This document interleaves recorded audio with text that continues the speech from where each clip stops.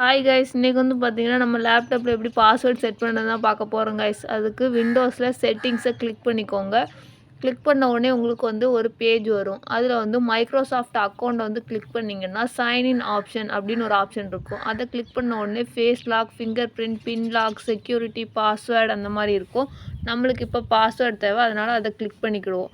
Click பண்ண உடனே ஒரு பேஜ் வந்து ஓப்பன் ஆகும் கைஸ். அதில் வந்து new password, confirm password, password hint எல்லாம் இருக்கும்.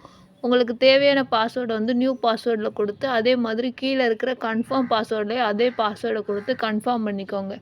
கீழே இருக்கிற பாஸ்வேர்டு ஹிண்ட் வந்து உங்களோட பாஸ்வேர்டு மறந்துருச்சு அப்படின்னா இந்த ஹிண்ட்டை வச்சு ஓப்பன் பண்ணிக்கலாம். அதனால் நீங்கள் என்ன கொடுத்துருக்கீங்களோ அதை கொடுத்து நெக்ஸ்ட் கொடுத்துக்கோங்க. அடுத்த பேஜில் ஃபினிஷ் கேட்கும், அதையும் கொடுத்துருங்க கைஸ். அவ்வளோதான் கைஸ், உங்களோட பாஸ்வேர்டு வந்து செட் ஆகிருக்கும். நீங்கள் ஷட் டவுன் பண்ணிவிட்டு இன்னொரு தடவை ஓப்பன் பண்ணிங்கன்னா உங்கள் பாஸ்வேர்டு வந்து செட் ஆயிரும் கைஸ். இது மாதிரி வீடியோஸ் வேணுன்னா நம்மளோட சேனலை சப்ஸ்கிரைப் பண்ணிவிட்டு பக்கத்தில் இருக்கிற பெல் ஐக்கான்